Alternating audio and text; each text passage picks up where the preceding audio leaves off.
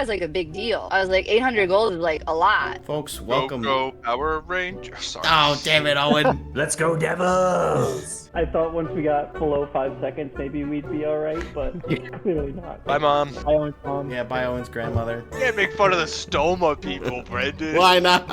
Sorry, Dean. I didn't mean to shit on you. Score! I just tuned in. View the first 2 minutes and then shut down your computer. Hey, I heard that. You guys are ridiculous. Do you have an NHL team you follow, Cullen? I'm actually a Bruins fan as well. Hey. Nice. Yeah. Let's go. Good man. Collect them all.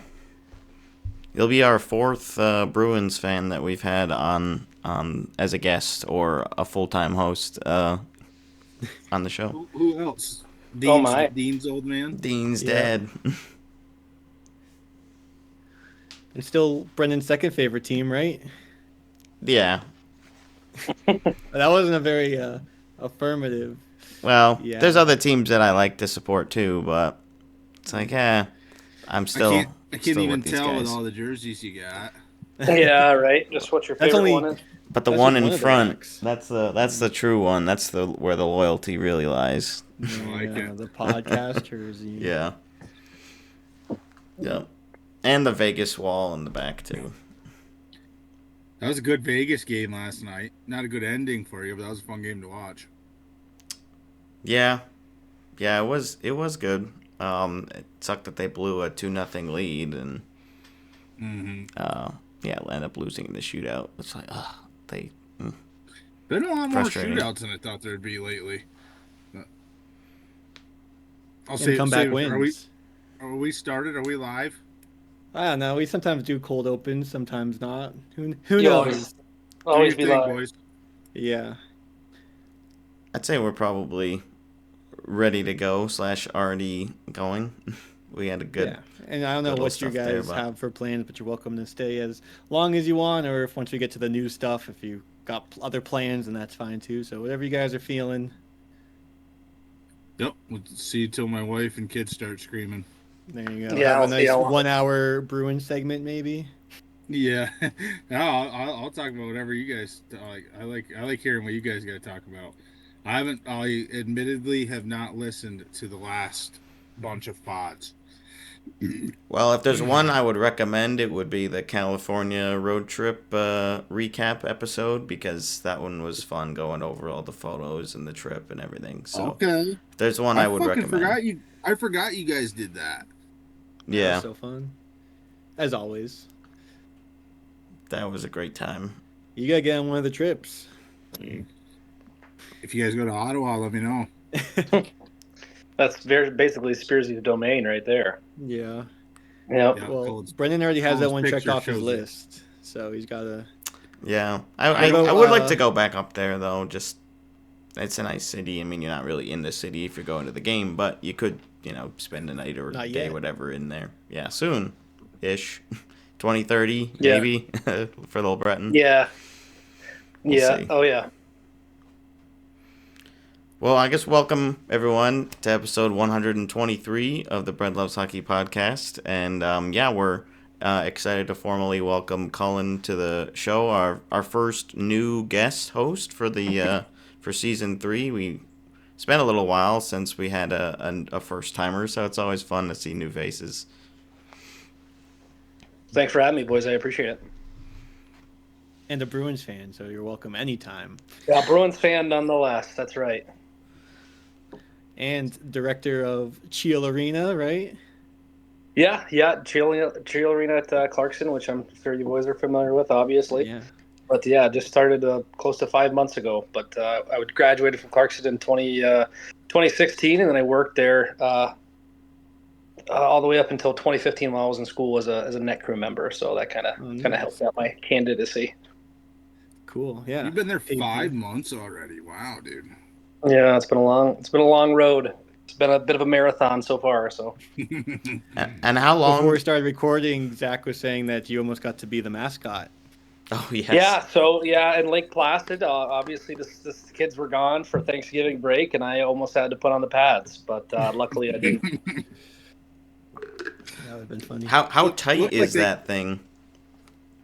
So there's two different ones. The one that goes on the ice is kind of like, it's not metal, but it's like a plastic that can like kind of fit around your features, and that probably would have been the best one for me because I got a bit of a belly going right now. But that's the one that kind of just goes over your clothes and has the night thing. And then we also have like a soft mascot costume as well that basically anybody can wear. It's just like the other day, actually, one of our workers, who's probably about like 5 foot, was rolling around in that thing. It looked like a kid in there. That's awesome. How many different people wear the suit throughout the year? Because I always assumed it was just the same guy. Well, obviously you want somebody to be in the suit that's on the ice that can skate. So we do have a couple of our club guys that do it for the ice one. But as for the soft one that goes around like the concourse during the games, that's like two different people that actually do it. That's cool, dude. I guess I never even really thought about that. Is it like how do you get chosen for that? How do you get that job? You kind of get a tryout. It's basically like you'll go to one of our sporting events, more or less like a scrimmage. So, for example, the girls played September 20th, and the mascot that's currently in the soft one right now had an audition that day just to see how he is with the kids and taking pictures and going around the concourse and like bringing the energy and stuff. So they get tryouts, but they kind of reach out That's to cool. our AD to ask if they can do it. That is cool. Does he have a name, or is he just the Knight? I think it's just the night. I don't think we don't call him anything else. I've never known him as any other name, yeah. And you get knighted in front of the building. Yeah, that would be pretty cool if you did that. If you were worthy enough. Yeah. Yeah. Yeah, I You feel already like got the a statue behind. out front. What'd you say, Zach? I get the statue. Yeah. Yeah. Yeah, the behind the scenes stuff has always been like fascinating to me. So I know I assume since you oversee basically the arena, you get to see all of it. Like Yeah, you definitely get to see a lot of the behind the scenes. Like, obviously, downstairs a lot in the varsity end with the coaches, both men and women, just kind of, helping them out with ice time. Basically, whatever they need, as a coaching staff to make both of the teams better, you just adhere to that and make sure that it happens. So a lot of stuff down there, but it's also maintenance around the building, in the building. It's a 24-hour job, so my phone's always available, as you probably understand. yeah. You're the main Zam guy too, aren't you? I was for a while. So when I came in, we only had one, so I had to teach two other guys how to do it.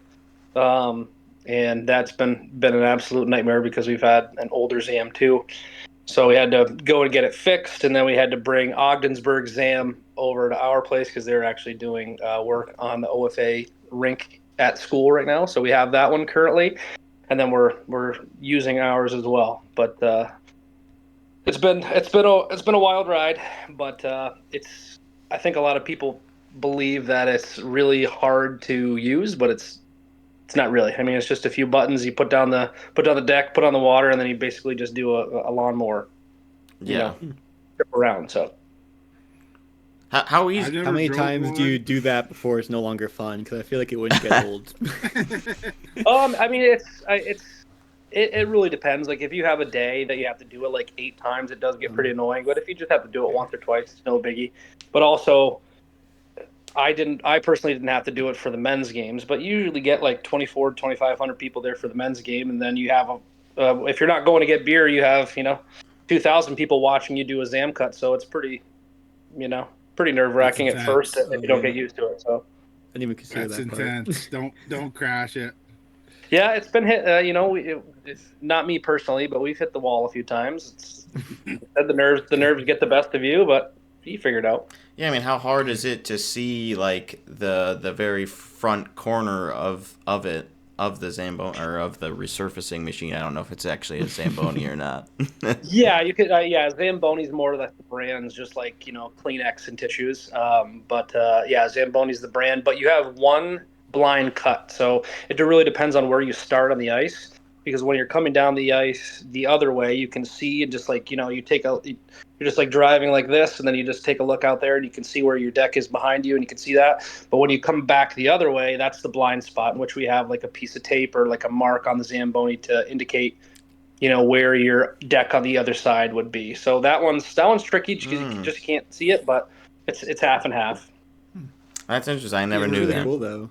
Yeah. You ever miss a section and then they just start chirping you at the intermission? Some No, people have done that. boo. Yeah, they give us 15 minutes, and usually our guy that's on, his name is Scott. He's actually pretty good. He's done like a 6.5 minute cut before, and we're allotted 15 minutes. So if he does miss a stripe, then he'll go back and grab it really quick. Yeah, but it's got to be that's like going out on the ice with your skate guards on. Oh, yeah. Well, I mean, if you do it enough times, then you miss one, you feel pretty bad about yourself. But Yeah. but the at least for him, so at the beginning of our games, obviously, as you guys know, is like we turn off the lights. So you have to turn on the lights of the ZAM, and then you're just following the light of the scoreboard that's directly above you, so you can't really see very well. So that's going to be the time that you miss like a spot. Yeah. But otherwise he's spot on, and all of our Zamboni drivers are spot on because they do it every day. 5 to 6, 7 times. You have to. True. Yeah. True. I feel like in our beer league, the biggest issue is the guys leaving puddles, but that's more of like the rink cooling system and less about the Zamboni, right? Yeah, so there's like 2 different areas in which you need to cool, right? So it's the floor that needs to remain cold, and then it's the air that's around. Also, you have to determine how many people are in the concourse, because obviously people bring heat when they come into the rink, so you have to keep it as cool as possible. But a basic thing to think about is it's like when you do your perimeter cut and then you're doing 2 cuts away from it, that should be frozen already. So if that's not frozen and that water is still sitting on top, then you have a temperature problem. Interesting. Is there like adjustments for that, or? I mean, Yeah. So they have like the cooling system that's underneath the floor, so they can adjust that to. I think the lowest that can go is like 55, or maybe that's probably something else. But like the lowest it can go is like in the 20s or something like that, just the floor, and then you try to keep the concourse warmer. That's not a you thing, though, is it? Well, I mean, yeah, I have to regulate it. I have to call somebody to make sure that the temperature's right on the floor, because you can see after they do a cut. So, like I said, they have 15 minutes, and like as the Zamboni gets off, you can see from the top that like, oh, hey, there's a puddle behind the, like probably what you said, that there's a puddle behind the net. It's not drying properly. That's a temperature issue. You're the Dan Craig of Cheel. Isn't that his Yeah. name? Do it there, all. the ice guy. Yeah. I mean, it definitely helps. Having worked in a rink for God knows how long, it's been. I mean, total probably been 7 or 8 years. Probably, you get to know a lot of things. It doesn't come overnight, that's for sure. Yeah. So it takes a lot of practice and an understanding of how everything works. How long was the previous director at like in that role? So his name was Logan Norris. Actually, it's funny. We were roommates in college for our freshman year. He's from Messina, New York, as well, just for Zach and myself. So he was there for 5 years, and he kind of served as like an assistant director to the other director. So he kind of sat underneath that role and learned a lot from there. So he was there for 5 years, and he moved on to a better position for him and his family at Potsdam. So kudos to him, and kudos to me for sliding in and getting the job. Yeah. Hell yeah, You have man. goals of like moving to the NHL or something, or you? Oh, you're I happy mean, where yeah, you're- I'm only 31 so far, and I've been in the hockey world for a long time, and that would be I've never really thought that far into the future. I'm just kind of playing it day to day. But that would definitely be a dream of mine, to kind of run an NHL rink for sure. There'd be a lot more involved with that you have to know how to do. It seems so daunting, I'm sure. I mean, not for you probably, but it's like, wow, yeah, there's so many different factors versus, tiny little Cheel arena, and then you've got, a 20,000 plus seat stadium in Montreal or wherever. So yeah. Sure, yeah, because Cheel only seats close to 3,000, and then with standing room, it could probably fit up to to 4,000, maybe 4,200 on a good night. So that's small potatoes compared to running TD Garden. Obviously, that's 6 times as much as what what they can hold. So baby steps at this point, but no, I love it so far. It's been great. It's a great start. Yeah. I didn't tell these guys. I forgot to that. So you were in Charlotte for a while, and you basically were around the rink the whole time you were down in Charlotte, right?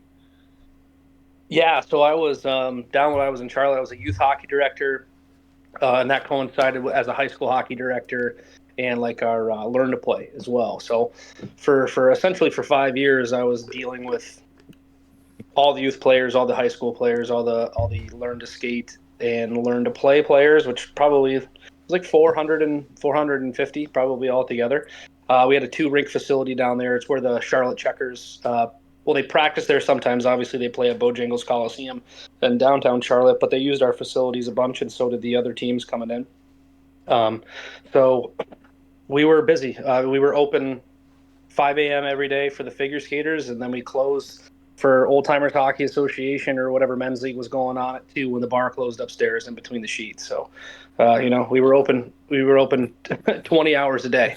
So that was the same thing as this. Is all the parents have your phone number, which I mean probably shouldn't be the way that it is now, but they have your phone number. They text you, they call you, they email you at all times of the night, and you as a young man, I felt the need to answer all of them, and unfortunately, I created an expectation that I would always get back to people. So that was Yeah. that was unfortunate, but it was in the long run. I was able to make a lot of great friends, and made friends with over 100 families there. So it was rewarding, but it was hard work as well. That's really cool. Absolutely. Do you still get on the ice ever? Oh God, it's been a while. I actually helped out with the team. So funny enough, the coach, our youth coach, myself and Zach, his name is Josh Bartell. He went to Clarkson. He played at Clarkson and graduated in '96. But he was our coach growing up, and he has kids that are 14 and 12 right now. So I was able to help out with one of his older kids' teams this year. It's called the St. Lawrence Steel. They were the 15U, and they have a birth year team. So I was able to get on the ice and mess around with the boys a bit this year, and had a chance to play 3-on-3. And definitely, it was eye opening. My brain could still do it, but my body's like, "What are you doing?" So. Yeah. Yeah. I tried to get Zach to come skating with me a couple times, and he wouldn't do it. You haven't skated since you played, right? And skated. No, I played a lot. It was like one of my buddies. So my buddy Luke Bender, Dean, you know him. Yeah. Cullen, you obviously know him. But him and I used to skate all the time. Like Cullen used to come with us to the Lou. We'd get up at 6 o'clock in the morning and go skate. And as soon as you and Bender moved away, like I just stopped. I haven't skated since I was like 2018, maybe 2019. That's Yeah. crazy. And it's tough to jump back into skating after a while because you don't use those muscles that you need for skating in regular life pretty much at all. Like some of them, but I would not all of them. Especially if you're actually trying to get any sort of speed or power, I mean, if you're just, farting around, I'm sure it wouldn't be as daunting. But, yeah, to, actually I'd be winded. move. Right. Well, are you going to bring Yeah, your kids yeah. skating ever, Zach? What's You'll probably that? are you going to bring your kids skating ever? Like, you'll probably get back on the rink with So them. there was like a birthday party or something. So my daughter, who's 4 now, she was 3 at the time. We kind of just went out and she had a walker and just kind of messed around. But definitely gonna make my youngest boy play, who's almost 1 now. Get him on skates. He's ready. Yep. That's the Have to story you hear. Send him. All the try to NHL get players, free to they're it. like, yeah, I was on skates at about Yeah. 1.5, Exactly. 2. They're all like, yeah, as long as I can remember, we were on skates. So. I gotta get Cullen Yep. to legally adopt him so we can get free tuition at Clarkson. Yeah, that would be him, and a few other of our friends would like that too. Jeez. Do you have a local kid on the team this year, Cullen? For Is there a Clarkson? Rose? Is there a Rose? No, Carter Rose went into he went into the lottery, I believe. Was that He even me? played. He went and searched out for another team. But he was with Clarkson for a while, and he left. He was, yeah. I don't know if it was 2 years, but I know it was at least one.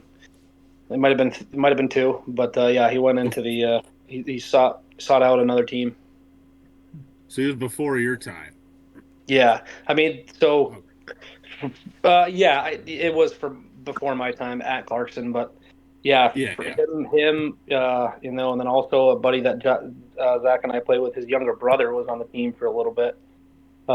Zach Roberts' brother Jordan. Jordan was on the team. He was a Messina born boy, and then God, locally, the last person that I could remember, and it might have been your guys' time, but it was probably right before it because I think that he was older than me. But Alex Boak from Norwood, he was on Clarkson, Yeah. and he was from Norwood. So it's not very often, especially with the competitive nature of D1 hockey these days, that you're going to get a lot of local kids that are going to have to go out and play for for some talented teams before they ever come back to Clarkson. So. Sure. Actually, that just made me think of this. So probably right around the time that you guys were there, Diener, one of my really good buddies, and he grew up playing with us. He's right from Potsdam. His name was Dakota Ford. Yeah, that's So he right. went away. He played prep school at the Gunnery. He was committed to go to Clarkson, and he got the summer before. He's going to be there in August, and the summer before he got in a really bad four-wheeling accident, and spent he had some crazy fucking brain injuries, Yeah. He and was like, it was a pretty bad deal. So he went there for a year, and he practiced and skated with the club, and it pretty much was the end of his hockey career. But he was a stud. That's always tough. He's still around locally. I see him all the time. He's coaching over at the high school team at Potsdam, Cully. oh, he's the head coach? I don't think he's head, but he's helping out. He's been helping out there for a couple of years anyway. Oh, okay. Yeah, no, Dakota. Yeah, Dakota played on St. Lawrence Thunder with us and won a state championship with us as well. He probably won more with you, but one with me because I'm a year older. But yeah. Oh, that's cool. I'm the only one in the group that has never played hockey, so it's cool hearing a lot about what you played growing up, and you have to play on all sorts of different teams if you have any aspirations for going further as a hockey player. So it's cool to hear about that. Yeah, our Thunder team was awesome. We had a great group. It's basically, I mean, you guys know the area, but it's Messina, Potsdam, Canton, Norfolk mainly. It's a small area, but we had a really good team. We had Dakota, who would have gone on to do I don't know what, but commits D1 to Clarkson. We had Greenway, who plays still in the NHL, just signed a new deal last year. Yeah. We had a really good club. And And then actually was the guys just sorry, Spirit. I was talking to Bart the other day, and also James McDonald, who played on our team, went and played D1 at Nazareth, and now he's the head coach there. Yeah, he coaches there too. Is he the head coach? Yep. He just took over. So yeah. That's No cool. kidding. Yeah, we my age group won 3 state championships in a row, and they weren't close. And it was we had a really good group. For a small area, our game was probably the closest one that you ever had. Yeah, for sure. For sure. I played in 3 state championship games in a row, and I've only been kicked out of a handful of games in my life, and I got kicked out of 2 state championship games in a row. What'd you do? The one with that when I was with Cullen was a really good story. So we took a bus down to Long Island. So it was the parents, all the kids, everybody on the bus. And the bus breaks down on the way there, of course, just to add to the fun. And so we get down there. We pretty much walked our way to the finals, but we ended up playing the Long Island team, so the home team, in the finals, and they were a really good team. And we were down 4-1 in the third. We had there was this one kid who just kept fucking with us and fucking with everybody and hitting the goalie, slashing the goalie. So our assistant coach, which is actually James McDonald's dad, that kid you just mentioned, he's like, you gotta go do something about that. So basically, I took a cheap shot on this guy, and I got kicked out. I thought I was just gonna get a penalty. I got kicked out, and we were in the third. I was like, we're we're done. I go back to the locker room. I'm just sitting there by myself and like, admittedly, like I'm like crying. I'm like, this is terrible. Like now I can do nothing. I like 15 years old, and then I could just hear cheers, and I'm like, oh. I peek out and it's 4-2. I was like, we still don't have a chance. So I go back to the locker room, and it's 4-3. I think I don't even remember what goal you scored. You could probably tell it better than me because I didn't get to see it. I just remember you being in the stands, and then we just it was 4-1 going in the third. I think Spearsy got kicked out like the last part of the second, and I think that I don't know what he did. I thought he ripped the kid's helmet off, and that kind of got him off the ice. But yeah, 4-1 going into the third, and Spearsy was in the locker room, and then we got. I think we scored. It was a 17-minute periods. I remember because that's what bantams were, or midgets, whatever we were, and we went up 5-4 with 9 minutes left. So it was basically like the miracle on ice rink. Oh God, please, just don't let them score for 9 minutes. So we fended them off, and we ended up going to nationals that year. So that was pretty cool. Wow. You were the spark, Zach. That's Yeah. the team needed. Exactly, dude. Exactly. But then what sucked was like, so they had like a commit. So then because I thought we were done. I'm like, and then we ended up winning, and then so we go to nationals, which was in Washington D.C. that year, Yeah. right? That was the year we went to D.C. and I had to sit out the first game of nationals, which sucked because like it wasn't a full game that I got to sit for whatever my punishment was. And we played this team from Michigan. It might have been the best team I've ever played against. They beat us like 12-2, and I was so glad to not be playing. Yeah. This is the only time I've ever wanted to not be playing. Yeah, they beat up on us pretty good, and I'm pretty sure like even as I forget what do you remember what the team's name was? It wasn't like the Michigan They were like the Summit. They were the Summit something. Summit. Yeah, I think that they were called the Summit. So they were unbelievable. They were good. And like everybody on that team, I would probably say 75% of that team probably went on to play D3 at least. Probably a couple D1 players in there. Everybody could shoot, everybody could skate, and they whomped us pretty good. We said we had an NHLer on our team, right? And right. At the time we did. Yeah, some future we had a good team. D1 teams, D1 players as well, and we struggled against them. Wow. I mean, that's pretty good for a small group in, middle of nowhere, New York. Yeah, exactly. Pretty good run. So we had tryouts, but like, at that age, we keep 4 lines and probably 5D. Maybe I think we kept 10 forwards, 5D, 2 goalies. So, it's only 17 kids, and we maybe had like 30 tryout. Like a lot of those teams at nationals, that was the only game we really sucked in. Then we tore it up, and we ended up finishing 5th that year, which was a decent finish for again, like from the farm country. Yeah, youth hockey was a lot of good times, man.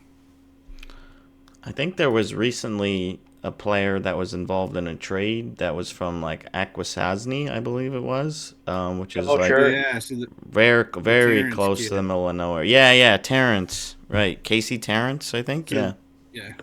So Akwesasne, so that's where Cullen and I we frequent at the casino out there because it's the only one. Oh. It's about like 15, 16 minutes from my house. So it's a reservation. He's a Native American kid. But he played on Team USA, the World Juniors, and he got drafted by Anaheim, and Anaheim traded him for one for Kreider. So that's pretty cool, even if you don't, make the show. Yeah, 1-for-1 for Chris Kreider. Yeah, that is an interesting story. If nothing ever comes of him as far as his professional career, but pretty cool. So his cousin, Casey's cousin, was actually on our team. He won a couple state championships with us as well. Native Americans, Ty Terrence. Wow, that's so crazy. Yeah, I think we'd have to look it up, but funny, it's just kind of crazy to think that we talk about it. But St. Lawrence Thunder, now it's the St. Lawrence Steel, and I don't know if they've gotten any since then. But I think that the St. Lawrence Thunder, as a team, has probably in AA. Tier 1 probably has the most state championships out of any team in the United States. I think it's pretty close. Wow. We probably have like upwards I of bet 8 or you, 9. I bet you New York for sure. I mean, we won a lot. I mean, our younger group, the year, like you said, the group that was right below us, that was a lot of fun. We had good groups. Mm-hmm. I haven't talked about youth hockey in a long time. I'm glad you came on, Cullen.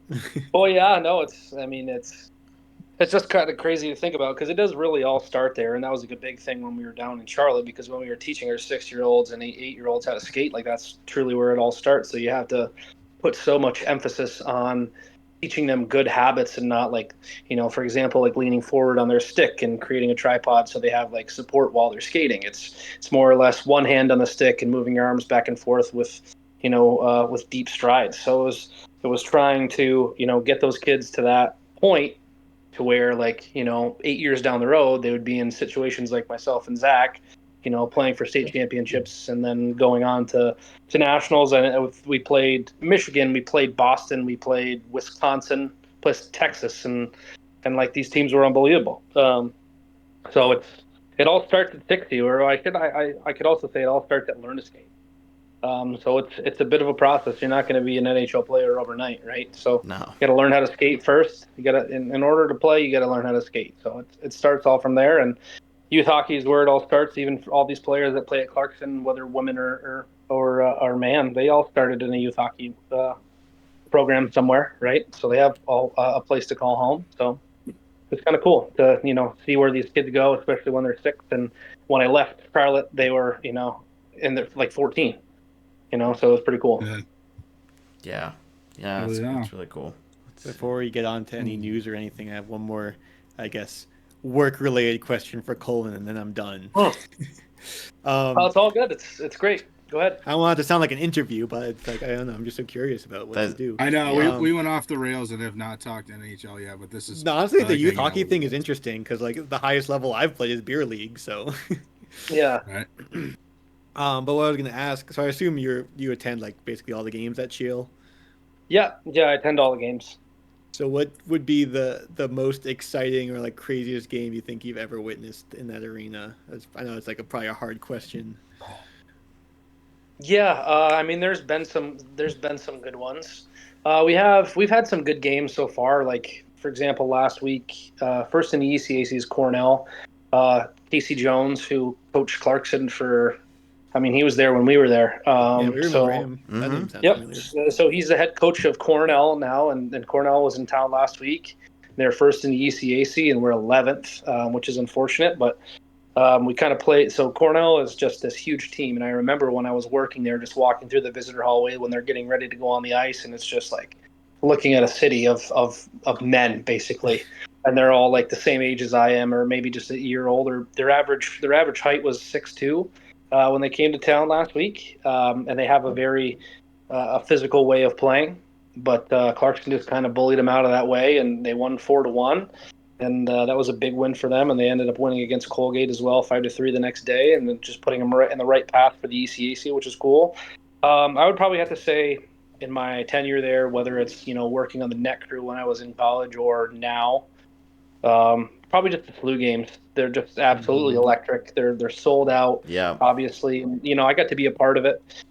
Like when I was doing, even whatever it's like the score or just like doing instant replay, or when I was working there, you had to have your finger on the button to ring that red light as soon as anybody scored. So Yeah. it was just like, you felt like you were a part of the game even though you weren't on the ice. So those flu games that I was working at Clarkson as an employee or a college student, I should say, were pretty electric. Good answer. Good. Yeah, absolutely. And the Cornell game was teddy bear toss night too. So that's It that's was, fun. yeah. So yeah, our we got a fairly decent amount of teddy bears, which was great. Some people brought these ones they were like 3 foot by 5 feet, and they had to like come down from where they were sitting and like have 2 people like shove them over the glass. Yeah. And our second string goalie almost died because he almost got hit by one. Oh my gosh. And people were just like, so Pinkerton was just like telling people to get our announcer Pinkerton, who's been there for 20 years. He's great, but he's like, get your teddy bears out. So like while we're picking them up on the ice, like some people are getting hit with them. I caught one. Everybody cheered. It was pretty cool. Nice. That's awesome. That's awesome. Is Yeah. there anywhere in the arena that you haven't been? I'm just any little spot. Good It's like, yeah, I question. just haven't had any reason to be there. Maybe like the Yeah, women's bathroom, I guess. there's a lot of nooks and crannies, but like in my position, usually, you have to get the full tour of how everything works because it's not just a cold environment with ice, right? There's a lot of other factors that go into it. So like, A lot of doors. obviously, ESPN Plus, partners with Clarkson University, and they go on. So we have like a student. Sorry, I shouldn't say it's not a student, but it's a studio in which they do all of the camera changes, they do all the interviews and all that stuff on there. So there's a studio, there's the press box, there's above the press box, there's back corners of where the chillers are and other cooling equipment and stuff. So I'd probably confidently say that I've seen almost every square inch of that building. But you never know. There might be a spot that I missed. Yeah. Just like, for example, before, like I saw a lot of it when I was working there as a student, but then like this year I saw the pet band storage. Never seen that. Oh. Pet band has like a huge storage place in the back, so I saw that this year. And there was maybe some other places that I saw this year, like the boiler room and the chiller room and stuff that I haven't seen before. But yeah, it's a big facility once you have to go into all the nooks and crannies. Yeah, For sure. I bet. And I always wondered where the pep I bands missed stored the- their stuff. I was like, did they bring it over from their like individual dorms, I figured they did. or they had like a practice facility in like one of the campus buildings or something? I had no idea. So I believe so. They did the remodel, I believe, in 2020, and that's when they added Yep. they added a new weight room downstairs. They added a new girls' varsity locker room downstairs, and then on the other side, they added like new cooling towers, I believe, and Oh. and also they added pet band storage. So before, I think they kept it somewhere else on campus, but the pet band does practice on Tuesday nights at Cheel, and sometimes like there's either intramural games or practice or like club games that are going on too. So like the pet band will practice, and like when Clarkson scores, they go nuts and stuff. So it's pretty cool. That's cool, dude. I didn't know that. Mhm. That's awesome. That's really fun. I Yeah. miss just the smell of Cheel. Yeah, like, again, for our Thunder team, we used to every so we practiced a couple times a week, but like because we're spread out, we'd go basically back and forth between like Messina, Potsdam, and Canton. But every Tuesday we'd practice at Cheel, and I used to just love like the smell of it. You get the at 14 getting to play on the good college Clarkson ice. The Yeah, smell definitely. of that place. Yeah, it has a distinctive smell, and as soon as I got back from Charlotte and I started the position, I was like, it still smells the same. It smells the exact same from when I was here, but now I'm there, way too much, and I think I'm just nose blind to it. Just Yeah. who you are as like a hockey player, when you go downstairs to where your hockey equipment is, you don't really smell it, but your parents are like, it smells so bad down here. You're like, I don't smell it. It's the same thing. I became nose blind to it. Yeah. Yeah, well, I have not. I think I've only been back up there one time since the remodel, so I haven't really gotten a good look at it. I think it looks pretty cool, at least on the outside for sure. The exterior is a lot different, so that's cool. Yeah, you boys will have to come on up. You're welcome whenever. We'll give you the tour. So, like, basically what they did is, from what we knew it was, like, they extended the front, and now there's a much better weight room that's in the front that like everybody has access to, more or less. Like all of our D3 teams like do their team workouts there, but after a certain amount of time, everybody's welcome to go work out there, and it's compared to what we were used to over in the old IRC, the gym, it's light years ahead. So it's beautiful in there. They have all custom stuff. And that big glass wall that's there now, and then also on the top for engineering and management students, there's a classroom up there, which is also extends the whole length of what the rink is. So it's a huge classroom for students up there, and they use it for events, and they're going to use it for Cold Out Gold Out this year, which is on the 30th and 31st of January. We have a lot of alum coming and a lot of people coming to that, so they'll be using that, and that's like a really nice big classroom up there. And then also down below where they extended it off is where the men and women have their custom weight room down there with turf and custom weights and TVs, anything you can think of down there it's pretty cool. But I'd love to give you guys a tour whenever you're back in town. Just give me a holler. I'll take you around. That would be really That'd be cool. Been a awesome. long time. Been a long I time know. for me, Colin. I gotta get out there someday. Seriously. Yeah, I gotta go to one of those like cold out, gold outs, or alumni things. I But would definitely need to check that off at some point. Yeah. yeah, well, you're a lot closer than me. I'm in Colorado now, so it's a bit of a trek. Oh, okay. Yeah. Dean and I, or when Dean and I used to work together, it was it was a manufacturing. It was a lot of there's a lot. Dean's a mechanical engineer, but there's a lot of like hands-on, build your own stuff. So like you didn't wear like your good clothes usually. I'll say that. And Yeah. Dean always used to wear his cold out, gold out white shirt. I can still see in it. Oh, Walking in with your That was such a headphones cool on, one. just Yeah, like that. it's like the yellow, and he's got the stick going down, like, and it's like breaking the Yeah. ice or whatever. Yeah. My favorite. I always had that. I had a bunch of them, so I used to wear it all the time. That we won from when the women won. Oh yeah. That green one that just said white letters says we won. I had like 5 of them, so I just turned them into cutoffs, and I would wear them like every day. I'd wear them like every day. That's awesome. Oh yeah. Well, it's a free T-shirt, right? So I was thankful for yeah. him. I don't think that shirt survived. I think it got too many holes in it. Yeah, I'm sure that's Yeah. probably the same for all of the alumni at Clarkson.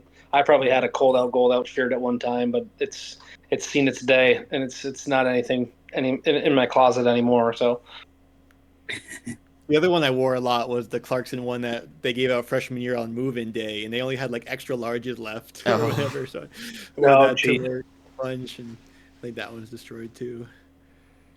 I still wear my Clarkson hat to work now, though. That's my hat I care less about. oh yeah, does it have the old logo on it or the new one? Yeah, it's got the old one. It's got like a Oh, bent yeah, brim. I'll see it. Have you go Let's get see it. it. You want to go see it? I didn't know. I didn't know you lived in a goddamn mansion out there. Yeah, I got it all the way in my living room over there. That's all right. I'll go get it. We'll do a show and tell. Let's see Sure. it. Yeah. Well, let's see it. I don't even know if I have. Do I even have? I don't even have all my hats that have the new logo on it are work, so I don't even have a new one. Do you like the new logo Yeah, better? I need a hat. I mean, I like like that old throwback. I like that one. Yeah. Especially just Call me like old? it's plain. No, and I'm not calling you old, but that one's just like it's plain. It has the logo on it. It's not too busy, I But like yeah, it. I like yeah. that. Because that's the one that at least Spearsy and I grew up with when we went to Clarkson games when we were, when we were kids. Yeah, they had the long Clarkson with the stick. Mhm. Yeah, that's the OG. Yeah. To me, at least, that's the OG. That's what we were talking about right before you got on, Colin. We were looking at all the old logos and the new logos, and Yeah, I said the best jerseys are the yellow ones with like the script font. Yeah. Oh, yeah, I got you. With kind of was- like maybe like the green stripes on it. Yeah, well now I don't have the picture. Of That it one was anymore, but nice. Yeah, What I really want them to do is take advantage of like it's like the tech logo. It's like the armored, like it looks like a shield. I think that they should really do something with that. Like the old days, they had like Clarkson. I think it was Clarkson College of Technology or something like that. It has like a thing. Yeah, it looked like whatever. The name of it's slipping my mind, but yeah, they could use like the one that looks like a shield and do something with that and put like tech on it or something. Do that as the crest of the jersey. Exactly, the crest. That's what I'm saying. Yeah, that would be really cool. Yeah, that I was mentioning earlier that it would be nice to have an online database or something that would track college hockey jerseys, like historically based on like the the particular university or whatever, because there's not really a ton of information or about like the looks that they've had. I mean, even when we were in school, they probably had 2 or 3 different looks while we were there, or like different seasons where they sported different uniforms. So it's really not tracked well. They'll switch back and forth between gold and green as their aways. Always stick with the white as their home. But yeah, they kind of sample it with that. But honestly, Clarkson. And not to say just because I work there, but like they're the only school that I know of, especially with all those ones that are coming in that have like really messed with their logo and kind of modernized it or done different things. Because Colgate's is just a C. Cornell's is also just like a C. Yeah. Or they're like super traditional. Like St. Lawrence is probably like also done what Clarkson has done and messed with things. Like they don't have black pants anymore. They have brown pants, and they mess around with the red, the brown, and the white. Yeah. Kind of like those three colors that they have. But yeah, I mean Yale same, Browns probably the same. Other schools, I think, just kind of stick with their original logo and just kind of mess with the overall features of the jersey, whether it's like stripes on the forearm, like stuff up here on the shoulder blades and stuff. But yeah, Yeah, it's cool that we got to see a bunch of different looks while we were there.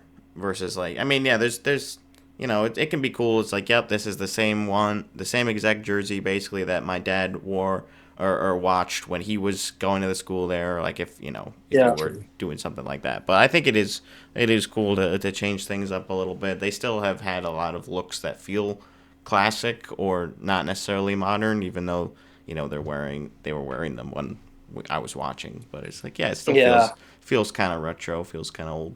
But yeah, it would be cool to have some sort of catalog for that, because there's a lot of looks that I think it would be hard for me to like immediately find a photo of it. Like, oh, what did they wear in 2017 on the road or whatever. It's like it might not be super easy for me to find that, especially for where it's a D1 team, but it's not. They're not like generally a contender nationally. At least the men's team isn't, anyways. So yeah, the only thing that they have right smaller. now is they have a display case that's behind section 19 that shows like different goalie pads and sticks, and they probably have like 6 to 8 jerseys that they have in there that they've done over the years. Like even when Zach and I went and watched, like they had like the CU, like that, just like the classic CU, and then the Knights, just like that logo. One says like Tech on it, but yeah, no, they probably have like 6 to 8 jerseys behind that display case that kind of show what they've done in the past. Brendan, you don't have one in that collection? I never bought a Clarkson jersey when I was at school. It's one of my regrets for sure from being there, is that I never bit the bullet, because I wasn't collecting jerseys until 2017 is when I got my first one, and that was my James Neal Vegas jersey. That was the first one that I bought, and that was like $180, which I definitely like overpaid for, because I didn't really understand that was not necessarily the best price at the time. But yeah, actually it was probably a little bit more than that. But so yeah, I was like, probably the Clarkson jerseys were not that much, but they were probably like $120 or whatever. And I was like, I never really justified it. I've got enough Clarkson gear to wear for the games. Like, I'm good. But it would have been really cool Can you even to have buy? one. Can you just buy a Clarkson jersey? I mean, Yeah, I just looked it up on the website, the Clarkson like Spirit Barnes and Noble or whatever, but it's the new Yeah, logo. like those are like kind of like the yeah. basic The jerseys that you can get replicas. that like are tissue paper, quality. Yeah. But as far as like other ones go, they switch jerseys every year, and I'm pretty sure they switch from gold to green or whatever they're messing with. But I don't even think that you can buy, since it's it might be an NCAA rule that you can't buy jerseys. Maybe even I'm these not really days. sure. Maybe Even these I mean, days? with the deals that obviously Oh, Clarkson's not like- comparing themselves to North Dakota, Minnesota, BC, BU, like all those bigger schools that are actually having their players get paid a decent fee. But yeah, I don't even know. Not to my knowledge. It's still going on the season, but I'll have to ask the equipment managers more toward the end of the season if they sell game worn jerseys or not. I thought they used to do I think that you when just- we were there. You just Like, gotta at the end of the sneak in year, there you is what could I'm get thinking.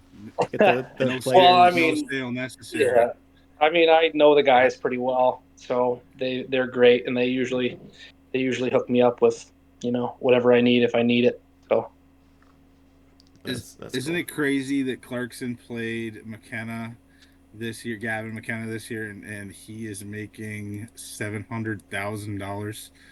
Speaking of the NIL stuff, yeah, That's a freshman unbelievable. making that much, A right? 17-year-old. he's 17 nonetheless, right? And it's funny because that you talk about that, because when they were doing the broadcast, and actually my housemate, so I live in like kind of like a duplex-ish house. My housemate, his name is Chris Bernard, and he went to Clarkson, graduated in 98. Was a goalie there. Went to coach Potsdam State for 16 years, starting in 2009. But he's over at Clarkson again, doing the play-by-play with us. And they said, like, when they were doing the broadcast, like, in New York State, this guy can't even drive at night. He's only 17. Yeah. You know, like, this guy is making, you know, a buttload of money, and like he still has to call one of the boys to come pick him up if he wants to go to the McDonald's, you know, like if he wants That's to go grab crazy. something. That's crazy. What a unique That's nuts. situation. I'm looking. He turns 18 next week. Oh, really? Yeah, we'll have, like, I think we've had so far, like, you guys probably know, I don't know if you do, if you're keeping up with Clarkson hockey, but Jack Sparks, who's been drafted by LA in the later rounds. He's like on skates, he's like 6'8", so he's a big cat, defenseman. He might have done like a commercial for like Messina Savings and Loan or CCOM or something like that for like maybe like $4 or $5 grand, and that's pretty much it. But he's a celebrity, and like around, at least for, you know, all the local kids here, and the captains, like for the women, like Senecatterall or Gruber, for the women's team, the Manis not twins, Manis sisters, like, are kind of like on the upper side of that as well, but they're not getting paid. That's ridiculous. Yeah, no, He's huge. Crazy. He's huge, dude.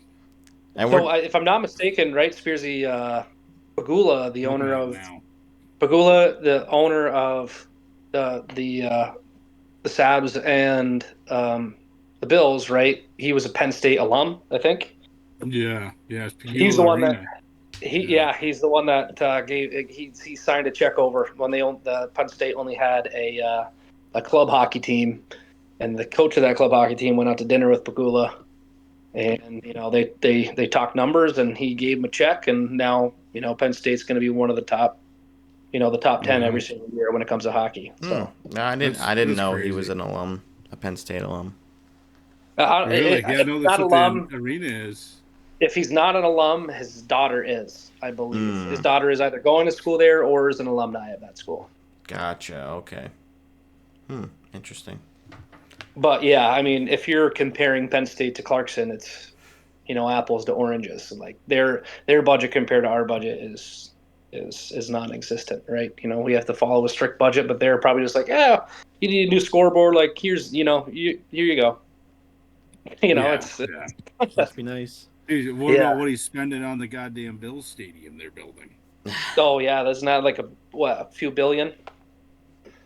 Couple billion. I don't even know what it is, but yeah, Pagula did attend Penn State. Yeah, he was an alum. Yeah.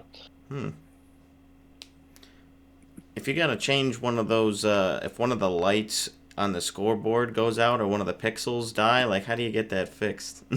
You don't. It was there the whole time we were there. That's what I thought. You say that. We've had to. So obviously, it's been there for a long time. You can't quote me if it's been there since it's been built in '92, but that scoreboard has seen better days. We actually have to fix some light bulbs that are. So we have advertisements underneath, like the scoreboard that we have, like for Max Fields and like Casella and like our sponsors that are at Clarkson. And the light bulbs are out, so basically what it is you grab a key, go behind the home bench, and you put that key in, and then it just drops the scoreboard all down to the ice. So last week really? I was in the scoreboard. So what somebody, like, whether it be practice or games, it doesn't necessarily have to be Clarkson, but like youth teams or whatever, you know, like you play the game, you flip the puck and try to hit the scoreboard. When it hits our scoreboard, like all the, like you said, the pixels or whatever, it goes out. So last week I found myself in that scoreboard, like when I was down on the ice and fixing the panels that were inside of it. Did you get some pucks out of there? There was only two. In there. So that was surprising. Yeah. It's tough to get into, but yeah, as soon as it hits that like little screen that it is, and I'm not sure exactly how big it is, but it hits that and it loosens the panels in it, so you have to drop that scoreboard all the way down to the ice, get a ladder, get inside of it, and push those panels back together so it's working. That's very I did fascinating. not know it lowered all the way down. Makes Yeah, sense. it does. Yeah. Yeah, 92. Yeah, I didn't know exactly, when the arena was built, because I mean we went to check out Walker, of course, and played, intramural soccer and did frisbee and stuff Yep. down there, and they got the gym just sitting there now, which it was fun seeing guys just randomly working out over there. But I'd Oh imagine yeah, I think all the student athletes called it the rage cage the rage because they had cage. all those. Yeah, because it wasn't a cage over there. I think that they Yeah, still use it. Like our D3 teams probably still use it. Like I know there's like rowing machines and like exercise machines that are still in there. Probably yeah, some free weights. But yeah, they still use it, and I don't think Walker Arena is going to go anywhere anytime soon. To be quite honest, I think it's just so nostalgic, especially for all of our alumni. yeah. That I don't think they're going to touch it. They could. There's probably been talks about them renovating just the inside because it's just like it's a small version of SLU. If you've ever been to St. Lawrence Arena, it's just kind of like the wooden panels throughout, or just like wooden seats. Yeah. So it's just like that. Obviously smaller than SLU, but yeah, our alumni love it. That's what they grew up with. That place was packed, and I've heard stories of the pace was so packed that people would sit on the rafters up on top. Oh, They would sit on top of the scoreboard there, and they would find all sorts of different seats to go watch Clarkson. And back in the day, I mean, I don't even know if they had glass. I think they had cage fence, or just they had fencing in there back in the day. Not even glass. That's the way. Yeah, a lot of rinks used to be. I was just looking at Appleton Arena here on my side screen, Colin. I think that's the last competitive game. Last competitive game I ever played was when you somehow snuck me onto your Clarkson Club hockey team, me Yep. not playing there, Yeah, and that's right. me not attending school there, and recruited me to play a couple games with you guys. And I played a couple games. I think the last one I played was at SLU. Yeah, you played at SLU. You might have played at Clarkson, and probably played at Pine Street as well. Yeah, Pine We had to Street. get Yeah, you had to get you back on the lineup. yeah, yeah. that's fun. That was fun. Yeah, that was back. That was back when we just played in the NHL, also the Northern Hockey League, which is up here. That's just like the beer league, as you could say. Now, so I played for Clarkson club team when I was at school here, all 4 years as well. But we just played in the NHL. Now they're ACHA D2, so they go and play everywhere. It's full contact. They have full masks, slap shots, all of that good stuff. And I mean, their Really? I didn't. budget. Yeah. So they're actually playing full force against other people. Like SLU is still an NHL team. They haven't switched to the ACHA yet, but they play Army. They play goodness. It's hard. I don't know exactly what their lineup is, but I know for a fact that they played Army and like probably RIT and maybe like Oswego, or right? something like that. Oswego's D1 for ACHA, so they wouldn't be in there. Oh, what did you say? Clarkson was D2. UT, yeah, ACHA D2.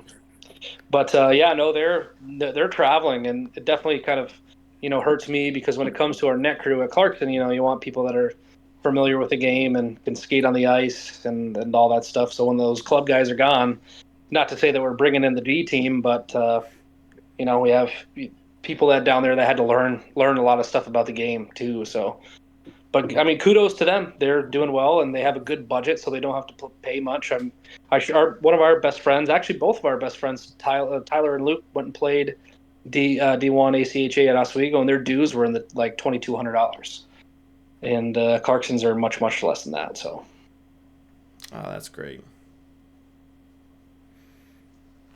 Yeah, I remember talking to Good you, Zach, stuff. about doing beer league, and you're like, "Oh, we can't do beer league here. It's like ex NHL players, because there's only like Yeah, the one dude, level." That NHL is pretty legit, man. Yeah. I'm not gonna lie. Yeah, It's pretty legit. And like that's like the only league. There's two leagues. There's the IHL and then the NHL, the Northern Hockey League. But that IHL or that NHL is like it's pretty legit. Like yeah, they Colin got said, some players. it's college teams, and then like all the other washed up kids that are, I say washed up, but like pretty legit. They were pretty legit. Yeah, you definitely had some ex ex-pros that played in that league and ex-college players that played in that league. So, not to say that we weren't, drinking on the bench, because there was definitely that going on, but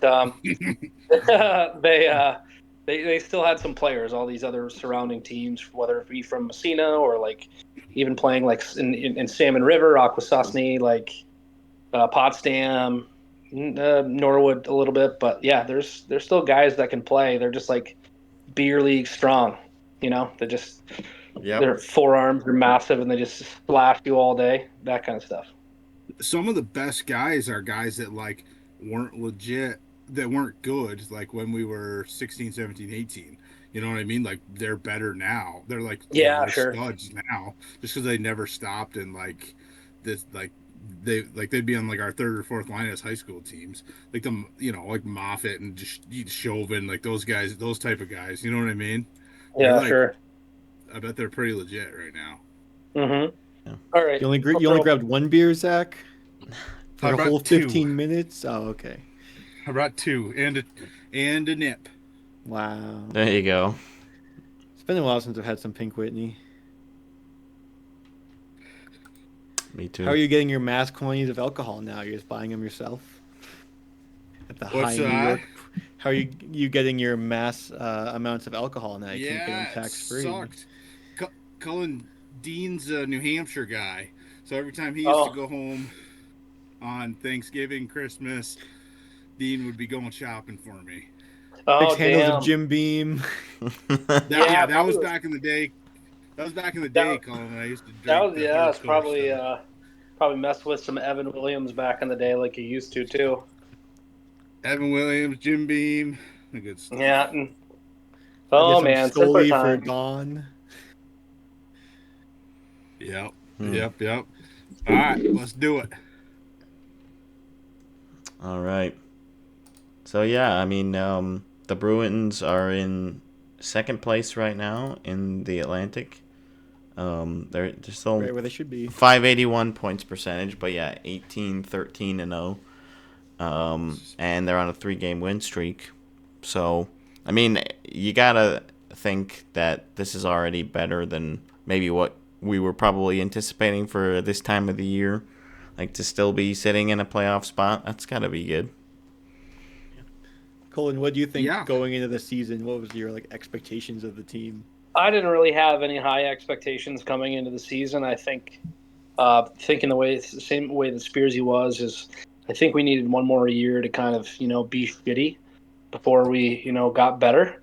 Probably thinking, probably the last, I don't know, the bottom 4 teams I was anticipating that we would finish, just the way that our lineup was working. But I'm happy with it, the way it is now. But then I guess you have to think about the other things too. Is like, is this the team that's going to be able to push through playoffs or not?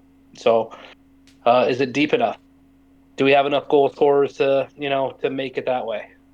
So I guess that's the question I'm thinking about. But I like to think that I'm being thinking positively, I should say. Yeah, that's good. Yeah. I wasn't It's like that. I didn't think bottom 4. My absolute optimistic did. was bubble team. Like if we just somehow a miracle happens, but I was probably 20th maybe. Yeah. So even my which expectations is have worst been- case scenario. You know what I Well, mean? yeah. Well, I think, also worst case is we're bubble at the trade deadline, then we're buyers. But I don't think we would do that this year. Probably not. I know. It's really hard to see what direction. I'm scared, and this is probably bad. Like if they're in this same spot, like this was not the plan, right?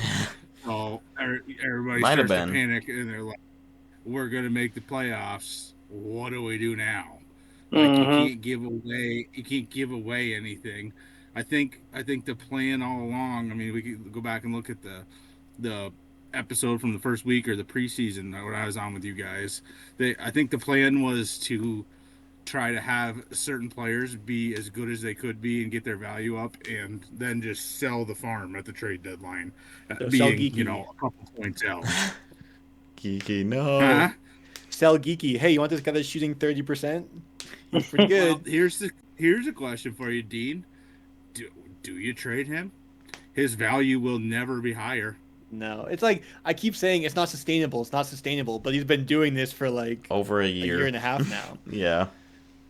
He's got the most goals in the calendar year, right? Yeah. He was Yeah. shooting 22% last year. I'm like, oh, well, that's gonna drop, and then now he's shooting even higher. Yeah. He doesn't shoot a lot, Bucks. He picks his spots, so Yeah, he's got a good shot. I thought he'd be screwed. He's got the hardest shot this year recorded, I believe. Yeah, for as Have far you as seen like that? goals, yeah. Yeah. Just in the NHL or for the that's Bruins? in the NHL. NHL. He scored a Really? goal at like 103 or It was 102 like- point something. It's like 103. So that's only for goals, Dean. That's not just for shots in general. I think it was goals. Okay. And Gotcha, he's I didn't know second overall in the league right now in goals scored with 22 behind Nathan McKinnon. So yeah, he's in pretty good company right now. Just like we all saw coming. Yeah, You're exactly. right. No, Yeah. he's just hardest shot. 103.03. And I assume that's on a Correct. one-timer. Yeah. Yeah. How hard do you I think mean, you in could shoot play- it, Cullen? What's that? How hard do you think you could shoot it? These days, God, I don't even want to think about it. Tomorrow. On a one-timer? No, you could do it just like they do in the All-Star games where they set it up in the slot and then you can walk into it from the blue line. Really? Oh God. Just like they do 80? top of circles or whatever the old All-Star or skills competition style was. I would say 81 miles an hour if I No. could start at the blue line and take a one-timer in the slot into the net. You could get more than that, I think. I don't know, man. Maybe if I Did you put guys my ever fucking shoot? hits behind it, but that's about it. We guys never ever record really it? had. We never. No, not reliably. Nothing. Yeah. It wasn't. That thing wasn't calibrated, Dean. It didn't go through QA. Yeah. I'll say that. Yeah, you're getting like 130 miles per hour reading. It's like, okay, yeah, I think this thing's broken. Well, that's like technically the hardest shot in the world is in Chara. It's like some dude in Russia. It's like I wonder what they were using to measure that. Yeah, right. Right.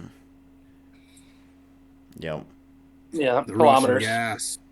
Yeah. Yeah. Kilometers. So we'll open things up more to the Atlantic and maybe even the East just in general. Like who are you guys the most scared of in the East, and who are you like pretty sure they're not gonna be making like a serious push for the playoffs?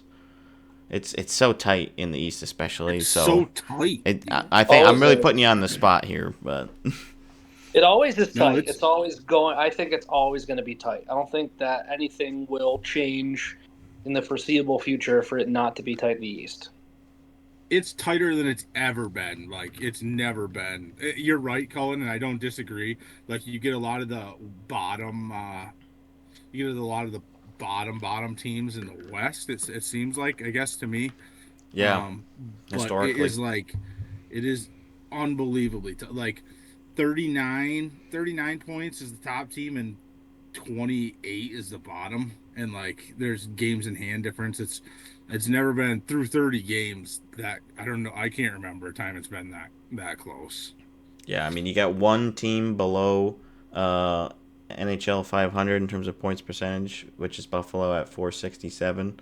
Everybody else has a points percentage above 50, above 500 rather. So, yeah, super tight. But then you also don't have anybody running away with it right now in the East versus in the West. You obviously have a couple of juggernauts. I mean, you could even say three of them potentially in the Central. Maybe not Minnesota because they cooled off a bit, but they were riding pretty high for a while there. Colorado with the 817 and Dallas with a 758. So yeah, and then you got the bottom feeders. You've got 4 teams below 500, and the Jets are right at 500. The Sharks and the Mammoth are right at 500. So yeah, different story, but it's still interesting, I think, in each conference. I mean, you just have less contenders in the West, but that means, less teams you necessarily have to worry about if you're rooting for one of the teams that's still in the hunt. So yeah, it's fun. Diener, I did not know this till I just pulled this up. Can you believe that the Bruins have the second most goals for in the East? And it's like not that close. Because I would not have guessed that. I would not have Washington, either. Washington with 103 goals for, and Boston with 101. Yeah, Well, wow. it's because we're fifth in goals against. Well, I guess fifth highest. No. Yeah, it's Yeah, just man, Detroit, Columbus, Montreal, and Buffalo ahead of us. I can't believe Montreal's that Good bad. old Buffalo. Yeah, I wouldn't say that either. Have you, Spearsy? I'm sure that actually you probably have seen it. Did you see that rant that Sturm went on in the locker room when he was like telling the boys, like, listen, you guys are scoring fucking 5 goals a game and you're still tying or losing like that. What the fuck is going on? Like, how are we losing these games? He goes, there's no way in hell that we should be losing games when we score 5 goals a game. That turned it around. That was because they opened the season. They won 3 or 4 in a row. Then they Yep. lost like 5 or 6 in a row. And that speech was after the game in Ottawa that I was at. And then they went on another run where they won 5 or 6 in a row. Mm-hmm. So I was like, they might not ever lose until I go to But another I mean, game. he has a Yeah. point, like especially as a professional team, and I don't even know what the average score is. It's probably like 3-1, 3-2 that everyone's going through. But 5 goals is a significant amount, and especially in a professional hockey game with the competition that the way it is now, it's like there's no way that any team should be losing if they do score 5 goals. But right. somehow, by the grace of God, the Bruins gods are like, maybe not today. You can't score 5 and lose. You just can't. Like if Yeah. you have that happen more than once, I bet you if there was a way to look this up, Dean, if you score more than 5 and lose more than once in a season, while scoring more than 5, you are bad. Cursed.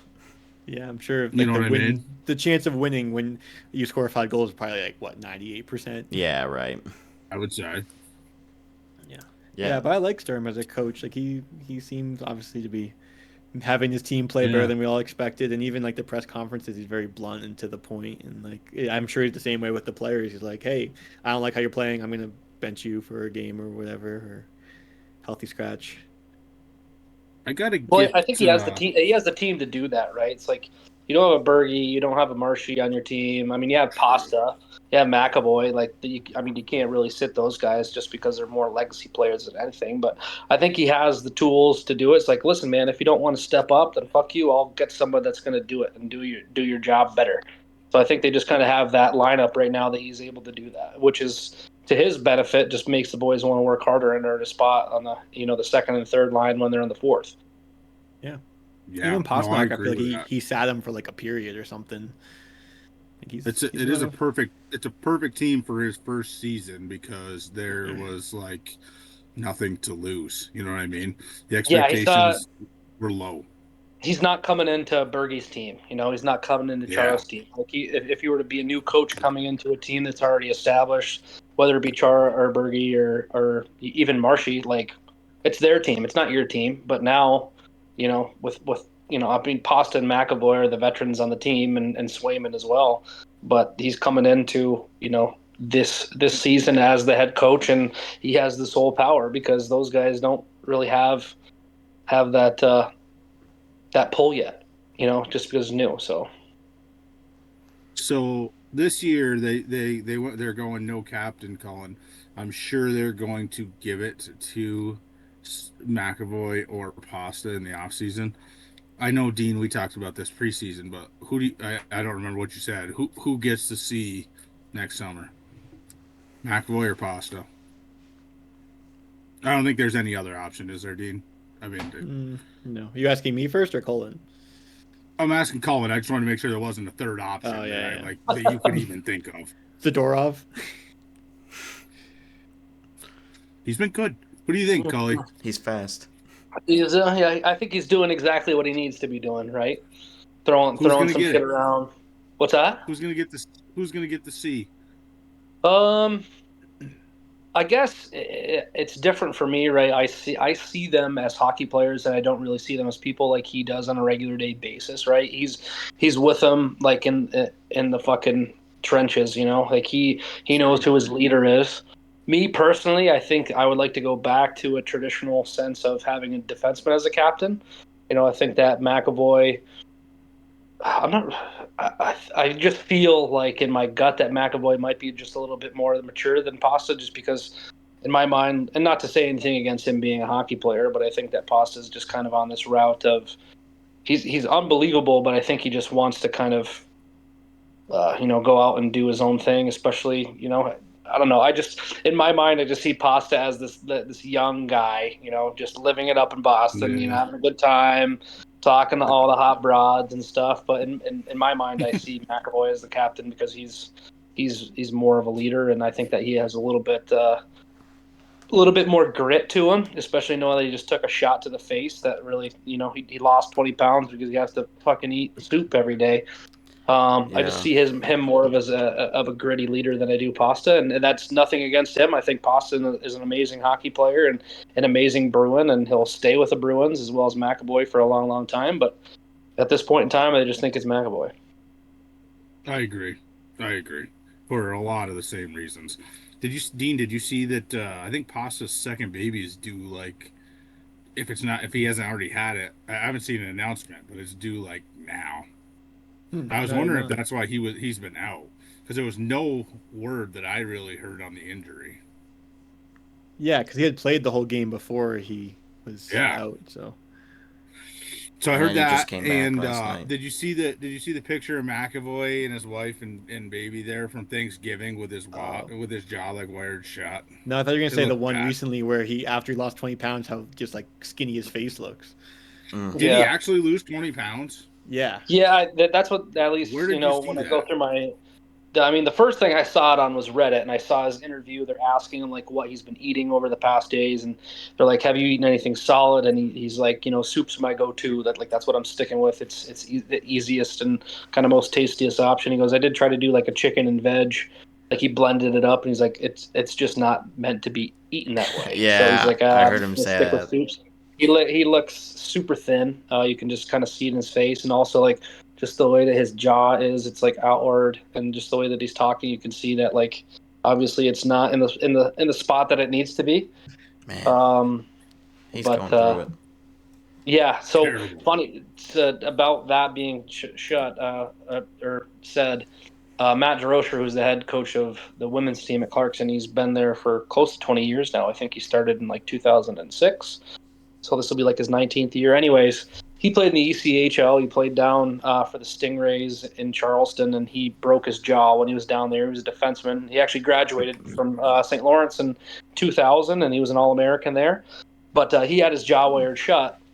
So basically what he said is you're shut, and then you just, do the smoothies and you do the soup, and they would also keep like pliers with you, just in case you had to vomit or throw up. Oh. Like you'd have to cut those, and then you'd have to, do your thing. But you'd always have to keep those on there just to cut it, just in case. So it sounds like a fucking a nightmare, man. Oh, yeah. I don't envy his situation.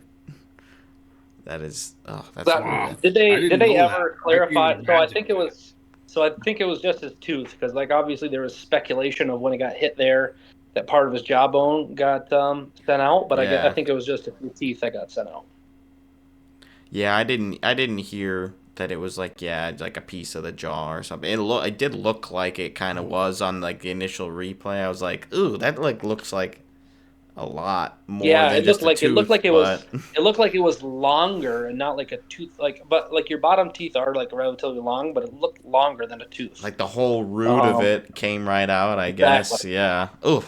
Big time. Yeah, it was. I mean, it was pretty fucking gnarly the way that it did it. And also, who took the shot, Spearsy? Who took the shot that hit him? From Montreal. So I'm not sure. Have you seen the slow? Obviously, you've seen the slow mo of his face like up close. But have you seen the slow mo of that guy taking the shot from the point? Did you see how left he was? Like, obviously, he was trying to put some speed on it, but he just like overcorrected so much because McAvoy was not in front, man. He was on the left side of the net, and he got hit. Yeah, so he's not even so he expecting that guy overextended and like I guess as a professional you expect someone to hit the net, especially if they're trying to hit the net, that you expect him to do that, but he was wide left. I don't think he was expecting it, and he had no choice but to just take it in the gyps. Oh, Shoots like Bender. Yeah, well, Bender would probably be 3 feet up. yeah. Yeah, McAvoy would be in the clear bad then. day. I think it was Noah Dobson. Yeah. Did he ever really? did he ever apologize for anything? I don't even have social media, so I wouldn't even know.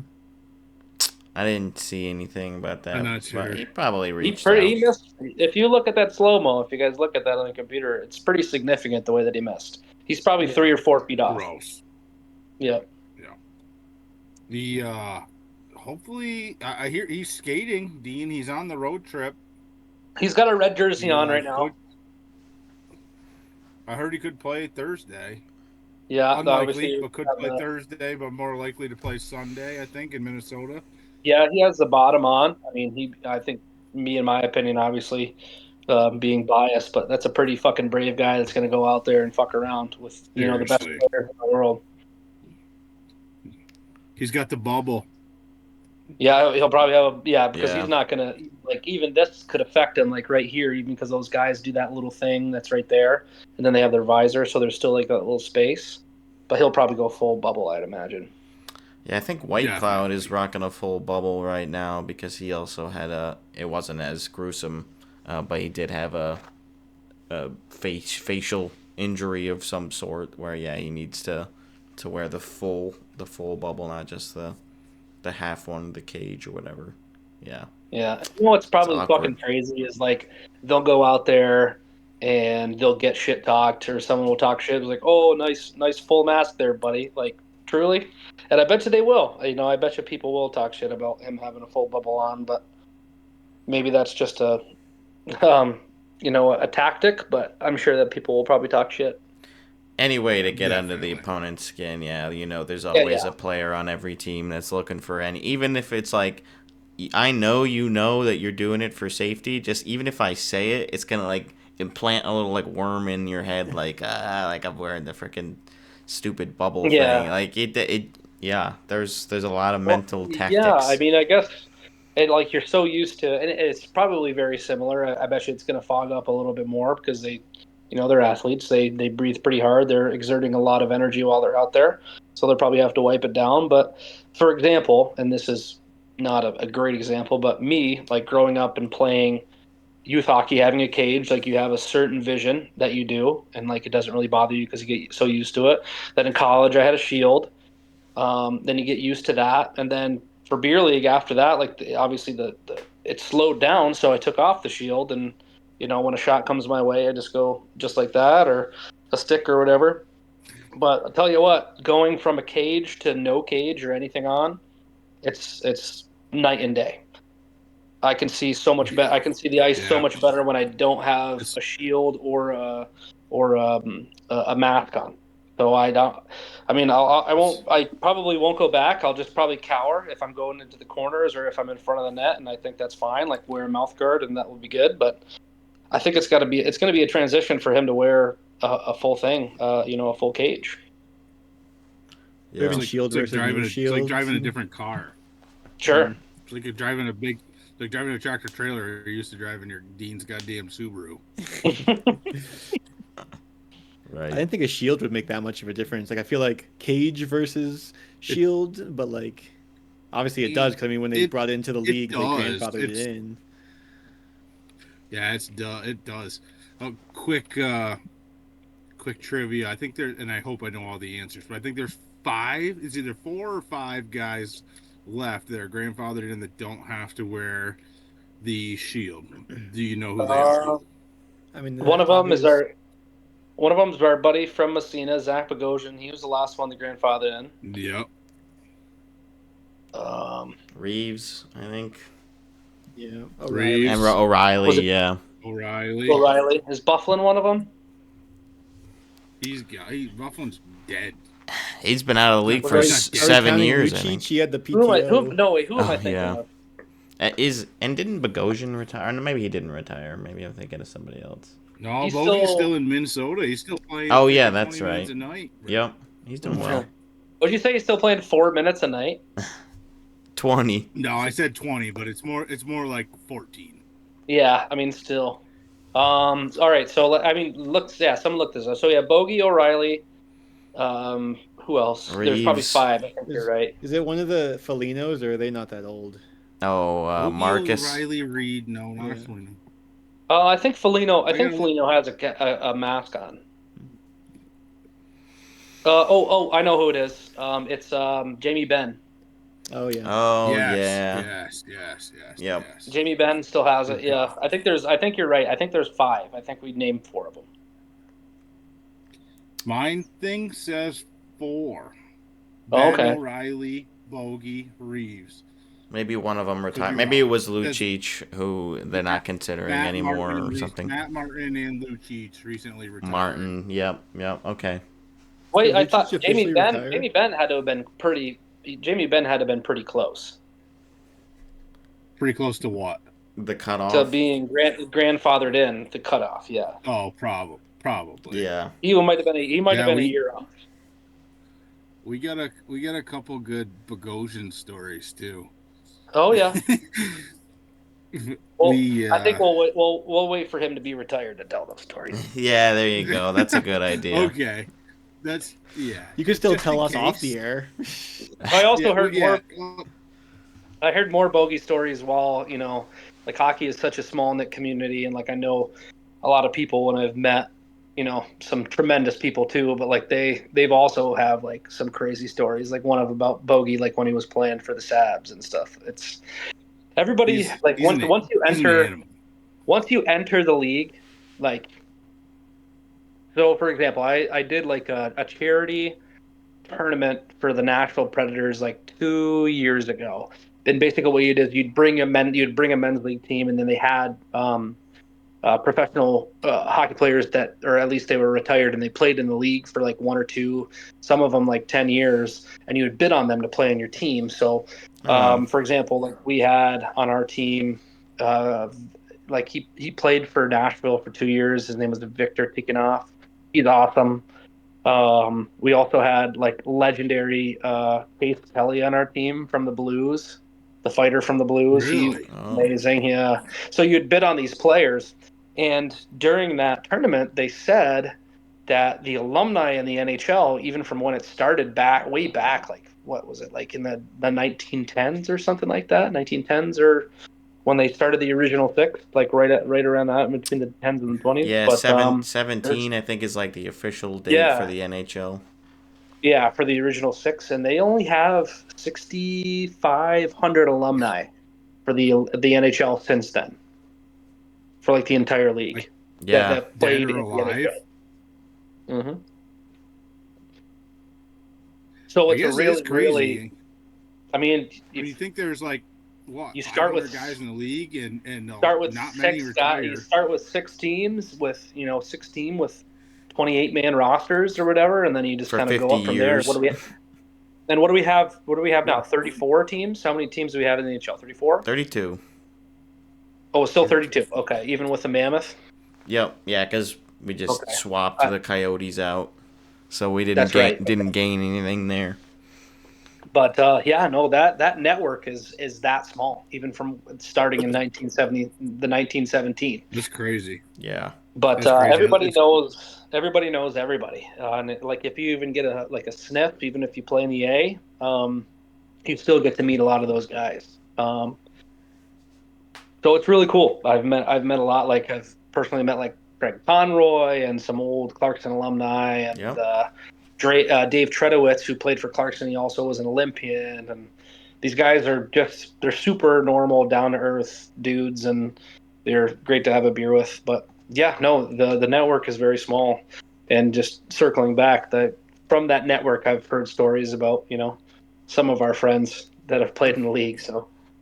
So cool. Do you know if Bogey's parents still live in that place there that he built way back? That's a great question. The one on the Grass River? The only house I ever went to. Yeah, I don't know if he still owns it. I mean, I personally haven't seen him in a long time. So when I was young, like 4 or 5, and I had first moved to Messina, Bogey grew up 2 houses down from me, right there by Coach's Corner, Mhm. Gully. And so like I always used to like try to hang out with those guys and play street hockey when I was young. I was really young, and he had like this like skateboarding half pipe thing in his yard. So we used to go over there and always try to hang out right there by Bogosian's carpet on the corner. You know what I'm saying? Right Oh, across from yeah, that's Coach's. right. Yeah, over near Coaches. Yeah. Yeah. And then cool. you go from that when I was 4 or 5 years old, and then when I was 10 years later, when I'm 15, 16, one of our good buddies, his sister used to date Zach. And so we would sneak our way into some of his parties. Oh yeah. Oh yeah. With We'll several save the story. several We'll save the real surprises story. and maybe Yeah, if we we'll were to save- have this. Yeah, maybe if we were to have this It's an podcast offline. again in a year, maybe I might be able to tell that story. Yeah, maybe right. we can It's all offline maybe I'll get it. stories. Yeah, get him on here just to Ring him up. as a guest. He can tell you himself. That would be really cool. Yeah. Yeah, I mean, I've never met an NHL. I mean, like I have seen, I was on campus and like saw like Nico Sturm and like bumped into him every once in a while, but I didn't know him after he made his NHL debut. I honestly didn't know him. I just literally saw him or whatever, and like, oh my god, a little starstruck after. Well, actually, yeah, he played over for the preseason in Minnesota. And then in the playoffs, Where actually. is he right now? Or not playoffs, at the end of the regular season. He's actually back in Minnesota, but he was hurt. Didn't he do a stint with Carolina as well? So He was in Colorado and won a cup, and then Florida and won a cup. So he has 2 cups. Oh, it's Florida. That's right. Yep. Okay, He yeah. won a cup in Colorado, Dean? I didn't know that. Yeah, I saw him at the parade. Yep. No shit. Pretty cool. I have his No, good for him. Stanley Cup jersey because I picked that one for my Cup winner jersey that I do every year. Still haven't got my The Florida Colorado yet. one? Yep. Who's the I got to guy that, customize. the Clarkson alum that won a cup for the Kings. It was like Will something. Oh, Willie Mitchell. Yeah. Willie Mitchell, baby. Yeah, they have those. So let's see if I can't remember them as I was looking at them. Yeah, Willie Mitchell, Colin Patterson, Eric Cole. There's a coach in there. He was a North Country kid too. He was Oswego. Yeah, Eric Cole's from Oswego. I mean, obviously, Craig Conroy never won a cup, but he had over 1,000 NHL games. Played for Calgary. He's the GM of Calgary now. Didn't you see Craig last week? Yeah, a few weeks ago. So when Clarkson played North Dakota earlier on in the season, probably a month, maybe 5 weeks ago, he was in town recruiting his draft pick. So us Clarkson versus North Dakota, we had 2 draft picks, and North Dakota had 11 draft picks. Yeah. So he was there scouting some talent. But we went 1-1 with them, which was pretty cool.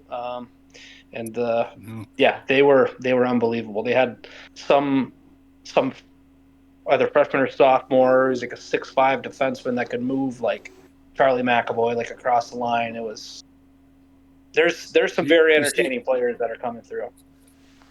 You say we like you're the mascot. Yeah, well, I mean, it's quite possible that I I'm might just need to kidding. be the I'm just mascot kidding, one of these bud. times. But yeah, no. But yeah, no, yeah. If we're circling back to that, yeah, Colin Patterson, Eric Cole, Willie Mitchell twice. There's a coach, I can't remember his name. Nico Sturm was one of them, but he's not on the wall yet. Who else? I mean, there's a couple Has other Nico guys. won the most cups out of any Clarkson alum already? What's that? Has Nico won Maybe. the most cups for Clarkson alum?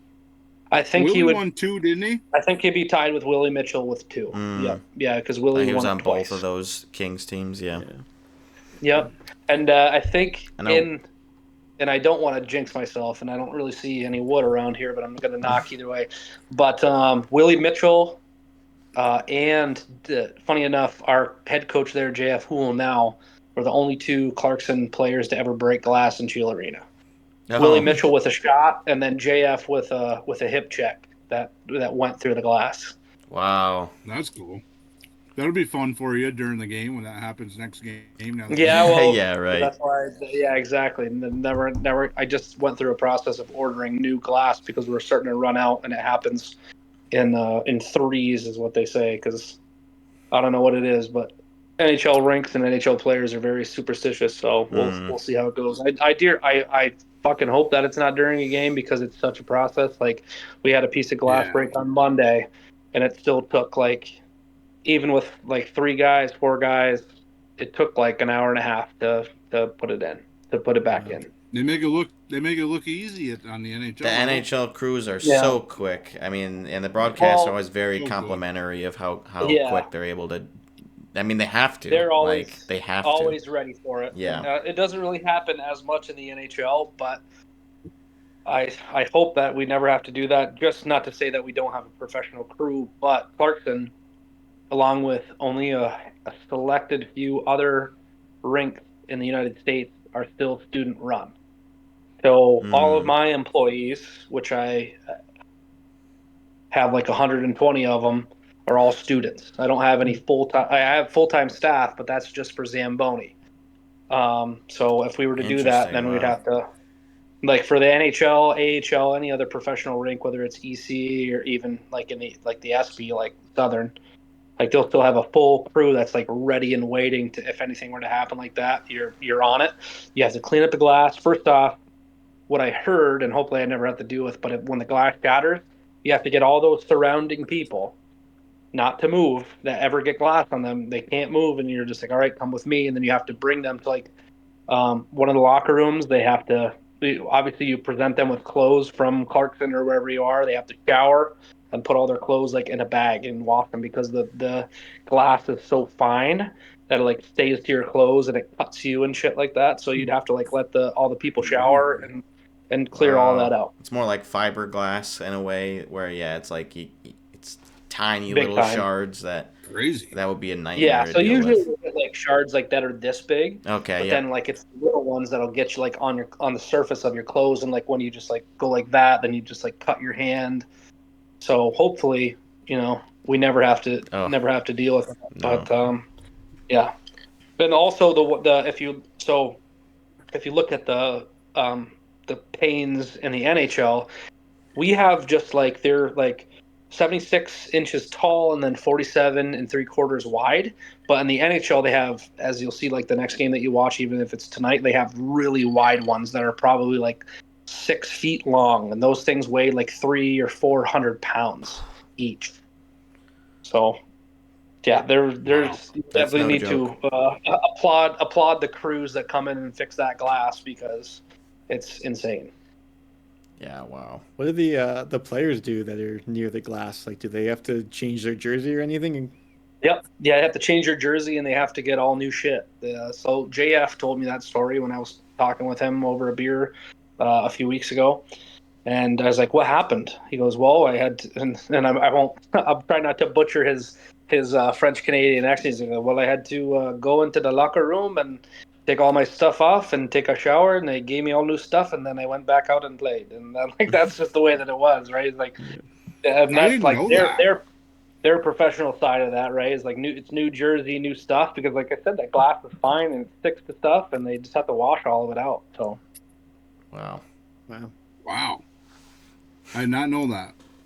Me either. Learning all sorts of things tonight. Yeah. I'll just a day in the life of a rink, really. every day's a little bit different, huh? Yeah, always is. Well, Awesome. speaking of jerseys, I guess we'll quickly touch on the what I believe is the final Olympic jersey. Has not been officially revealed, but somebody got their hands on a handful of the new ones. One being the new Italian men's hockey, or I think probably both teams will be wearing this one. But yeah, that is now out, and yeah, it's I mean, what we expected. We were talking last week how we thought it would be a blue base, so it's blue on the shoulders, and then you've got some interesting striping on the sleeves, and then the base is white with a little kind of it's almost like a chevron crest with the Italian flag kind of there. I'm not really sure exactly what they're going for, but. Mm-hmm. Should I share my screen so you guys can see, or is that going to ruin your whole overlay, Brendan? No, yeah. I mean, I'm on my phone right now, so I would appreciate it. We can just go through all of them real quick. These are the yeah. 6. Most of them, yeah. Well, yeah, most of them. I guess you know what U.S. and Canada look like, right? So. Yeah. And I guess the Latvia one still hasn't come out yet. Yeah, the Italian one's kind of cool. It's not as cool as those old ones we were talking about the other week with like it looks like a side. race car or something. It does seem very racing themed. Those are kind of cool right there. The Finland ones the are very fine nice. pattern in here. Yeah. What is that? What is it? Looks like animal? It looks like it's raised. It's a lion. It looks like it's like raised above, right? Is that Czech? What is that? This is Finland. Finland. Right? Oh, okay. It looks like the face cards on like the kings and queens. A king, they're yeah. upside down. They got the because there's a sword down here too. Yeah, it does remind me of Nike is the official sponsor of these jerseys, then, huh? Yeah, they are. Yeah, interesting. Hmm. Interesting. That's always probably going to be one of my favorite. Obviously, besides the U.S., that's probably going to be That's always going to be my favorite jersey. That Swedish jersey. Sweden, yeah. Yeah. They don't differentiate too much. Yeah. Oh wait, the French one's not on here. Bit Brendan. soccer. Yeah, this guy doesn't have all of them. I guess whoever got these doesn't have all of them. So there's some missing. I don't think they have Denmark either. Yeah. France is a interesting one for sure. That Germany one is the worst one I've seen. No, this is the worst one. Yeah, that one looks super dumb. Yeah, that's honestly. bad. Sorry, France. Sorry, France. Good news is you'll only see it 3 times. It's got I was gonna say 3 minimum, 3 It's maximum. got hockey or soccer vibes much more than hockey. You're right. You're right. Especially if you go back to that Germany jersey, that looks exactly like their kit. The from, Germany one, definitely. Whatever. Yeah, it's the same thing. Maybe Spearsy. Maybe we could just make a call to see what USA jersey look like. I probably can call them after this and let you guys know. So if you guys probably didn't know this, but Spearsy and I played high school hockey for Michael Trimboli, who's the head coach for the Messina varsity team, but he's also the president of USA Hockey, and he coached us growing up. So he's the president, and he talk about meeting people. He's met everybody on this earth that's good at hockky. So wow. So he might be able to give us some USA's. The USA's are the USA's. You know what I mean? Yeah, I mean if they're following suit with whatever it's going to be like that, then I don't know. They announced it, haven't they? Yeah, we do know what they look like already. Okay. It's just this. And they are. They're the same. They are the same. Yeah. Yeah, they use the same. But they look good though. So. Spears, you remember you know what I want to bring to Clarkson, like a little throwback, and I don't know if I have any say or anything, but you remember when you had your NSA socks and it didn't have the stripe that went all the way around, but it had the colors that go vertically? I want to bring those back. Yeah. Those were cool. Those were nice. And I think a lot of they weren't a lot of hockey teams sock had that. material. They were like spandexy. So like you know just I mean? like the way that their socks are now, but like it was just 3 stripes that went down like the front of your shin bone and nothing in the back. Like that was cool. It's kind of like an international look, but I really liked it. Yeah. And I would like for Clarkson to bring something like that back. That would be pretty sweet. Call a guy that you know. Oh. Who's even in charge of designing the college jerseys? Do you just have some like third party, or is it someone at That's a great question. I haven't. I've dabbled in jersey making when I was in Charlotte for our jerseys. That when we created a new youth team down there. But I would like to know who designs the jerseys because I definitely have some input, and obviously they're not going to take my word for it. But I don't know. I don't really believe in the status quo of just like doing the same stuff of just having the pads up here green and then they have like your green, yellow, green, your green, gold, and green and stuff. Like definitely would want to mix it up and have like a fun third jersey or something that you go around because all those big schools do. Like for example, when I was in school, I think that you guys probably weren't there yet, but in 2014, or did you start in 2014? 2015. 2015. 2015. So you started in 2015. Anyway, so when we won our first national title, the girls were playing. It's either Minnesota or Wisconsin. And they had so many national titles beforehand. They won in their home, they won in their away. So they decided when they were playing Clarkson the national title in 2014 to wear their third jersey because they wanted to win in their third jersey. Yeah. And then we ended up beating them 5-4, and they never ended up winning. So circling back, like a lot of those bigger schools have 3 jerseys: they have their home, their away, and then their third. And definitely, I would like for Clarkson to have 3 options when they go out on the road. That would be pretty cool. I would be a fan of that too, for sure. I mean, clearly. Yeah. Do you have? As you can see your collection back there. Yeah. I do love my alternates. This rack behind me is the full reverse retro series that the NHL did, the 2 years that they did those. So yeah, definitely like my alternate jerseys. Yeah. Yeah, Those they're always fun. Yeah, it's always fun to do that. Like whenever I play NHL, and I always use the Bruins like third, like brown jerseys, brown pants, like with just like the B on it. Like that one's like one of my favorites too. Do you have any Bruins jerseys?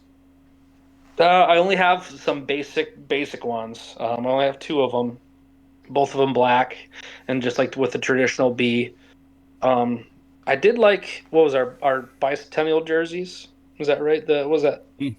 How many years ago was that for 100 years? The Centennial. The Centennial was 2024. 2 seasons ago. Yeah. I like those ones because I think it wasn't black, but it incorporated the brown, like the white and brown. I think the white, like yellow, brown, white, golden brown. Those were pretty cool. I really like those. This is the home Centennial. There we go. This is their Perfect. alternate. So that's the one that had the brown. So I like. Yeah, so I like that the yellow. So I'm just like looking real close to my fucking screen. But I like that the yellow doesn't have like trim around it. It's just like the yellow, and then it goes into the black. Yeah. So I really like those ones. If I were to get a jersey, I'd probably do that one for sure. That's my next buy. Yeah, when I saw that, I'm like, I need this alternate one. And then the Brusque one was $10 because Brendan he's always looking for jerseys, so he found the sale. That one was 10. I got the McAvoy for like 50. The away one. Oh yeah. Coley, I didn't know you were such a good jersey guy. Anytime Brendan always sends me stuff, and I suck and I never bought them. I only have 3, but like I'll start sending them to you. Yeah, we'll have to. You know what? And I'm saying this now, but after this, we'll have to get a group chat going or a group email going just to kind of catch up. And yeah, I mean, we're not done yet, but I'm having a bunch of fun, boys. So thank you for having me. I mean, this has been super entertaining.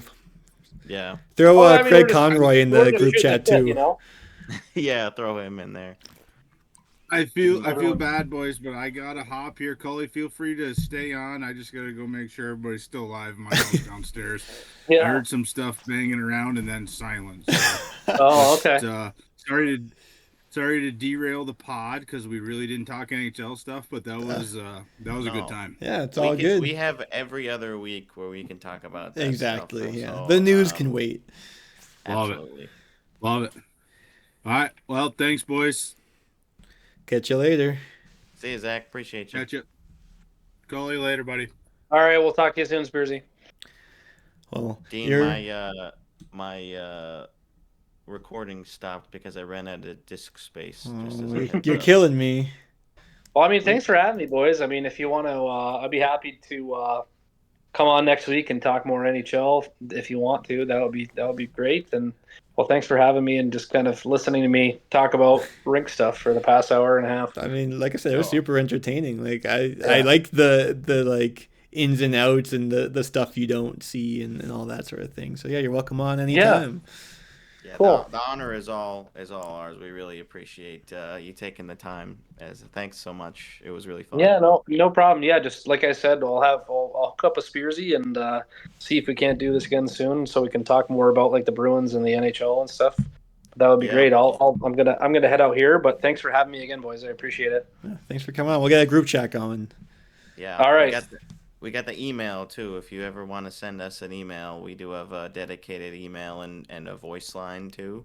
Oh, okay. So if you ever wanted to, if you didn't have the time to come on, but you wanted us to discuss something with, that you were talking about, yeah, we have that as an option too. Cool.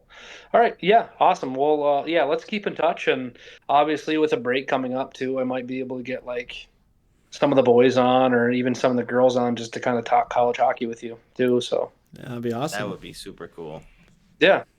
All right. Well, have a good one. Thanks All again. right. Thanks, guys. Thanks, I Colin. appreciate it. Have a great one. See ya. You too. Oh, we can talk about Yeah, the I mean, NHL rule book. According to the rule book, the Vegas versus New York game in overtime should have been played 3-on-3, not 4-on-4.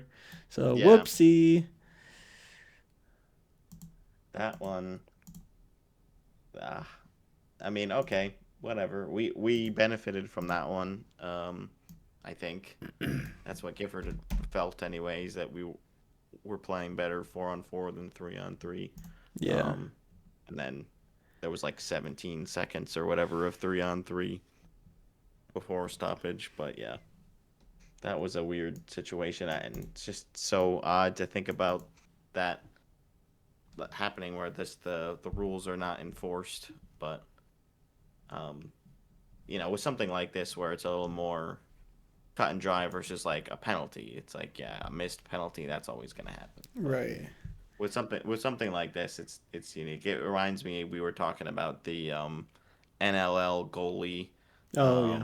there that he took a 5-minute major for cross-checking one of the Bandits players right in the face, and so he like sat in the box, and there were some good photos of him sitting in the box when it's like, yeah, that is not part of the rules. The NLL put out a statement saying, like, yeah, this was the incorrect procedure. Like, a player should have served the penalty on his behalf. I still don't really understand how that got through, but I mean, there's two different lacrosse leagues, so it's like, yeah, maybe, it's not taken as seriously. Yeah. I mean, I am always impressed when like Flip through.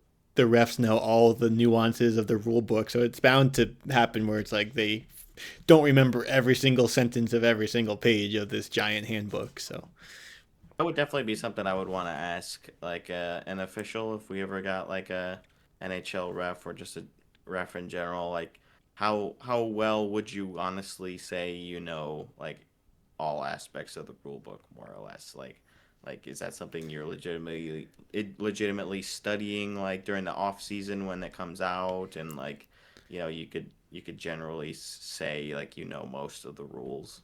yeah, like can you tell me what section and subsection the slashing penalty is in? It's like, oh yeah, that's Yeah. blah blah blah. Yeah, do like a little quiz. Sadly, there's no way an NHL ref would like ever agree to do something like that. Hey, you don't Or know. We just, got. It sounds like we have connections now. general. We do have connections, apparently. Our like degrees of separation from legitimate people in the hockey community is less than I would have expected. So Yeah. that is absolutely cool and exciting. Zach's the glue For our fun guy. little show. He absolutely is the glue guy. He's got the connections. We appreciate Zach and subsequently Dean for introducing me to Zach. There you go. So it always comes back to Dean, doesn't it? Yeah, I'm the real glue guy, I guess. You're the first ever guest on the show. Got me into hockey, and it's all coming together. It's the Dean Loves Hockey plus Bread podcast. There we go. Should we wrap up with a quick Dean's Den? Or is You there know anything what? else? I would love to. I think we can save all this other gobbledygook for next time. Sounds Oh, good. I will throw in there, because I'm wearing the Heritage Classic for the Jets. It was announced that the 2026 Heritage Classic will be between the Canadians and the Winnipeg Jets at Princess Auto Stadium, which is home of the Blue Bombers, and that's at University of Manitoba. So their football team plays there as well. 32,000 seat arena. So, and that'll be October 25th. So pretty early into the season. They don't always have like the same time of year for the Heritage Classics, and they don't do those all the time. So I was wondering when they were gonna do the next one. So you know what that means? Jersey watch again for that one. Obviously, we have 8 months or so before that game kicks off, so we'll be probably waiting until August or so to get something concrete on the jerseys for that. But yeah, that's fun. I do like this Heritage one that they've worn in the past, and I'm sure Montreal will have a great look too. Maybe, but yeah, that's cool. Maybe. All right, let's get the Dean's Den going and then wrap it up. All right. Well, I mentioned last night we had 3D and 6 forwards. They also had the same number of players on the bench, so I guess we don't have an excuse. We were playing pretty well. We were losing 2-1, and they kind of fell apart in the third. We lost 5-1. The only clip I have. It's gonna be tough with the personnel. Yeah, but like I said, they had the same personnel, so it's like, but I don't know what their record is or anything. They're pretty good.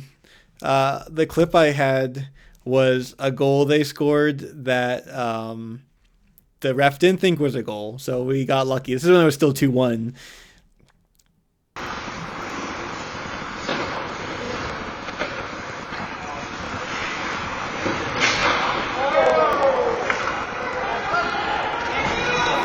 You see him completely.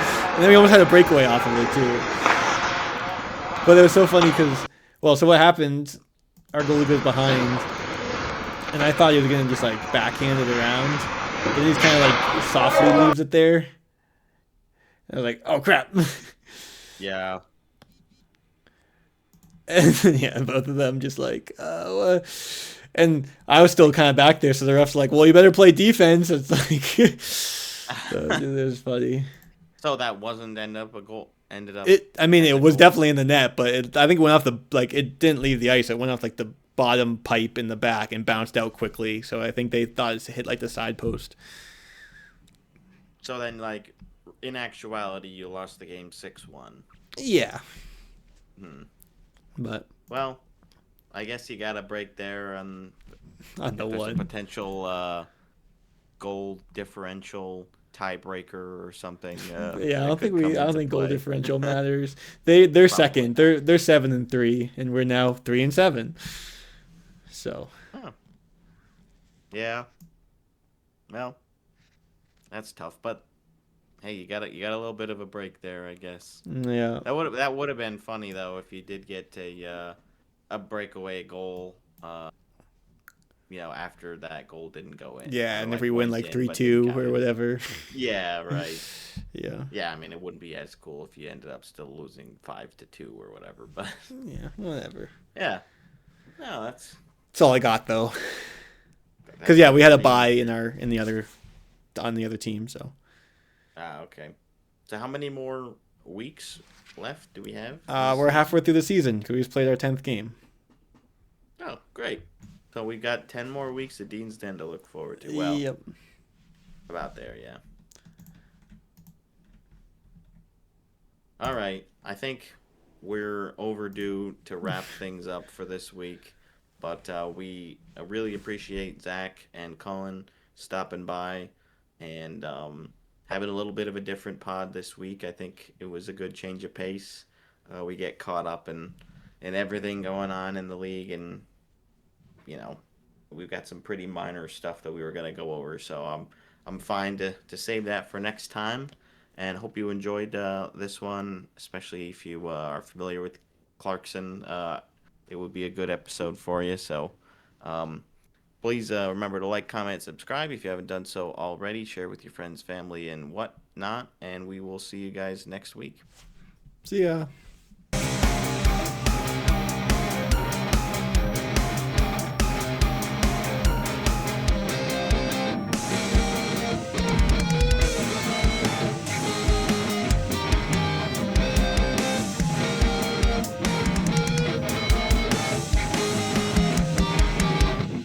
What is that? Is that like a pasta hat? What is that? No, it's actually one of my best friends back where I was in Charlotte. It's called Lettuce Heads. Oh, nice. So that's his company. So I figured that I would rep that tonight. Nice. Why not? For our 30 like listeners. No free ads. Yeah, cut No that free part, ads. Brendan. Yeah. Got it.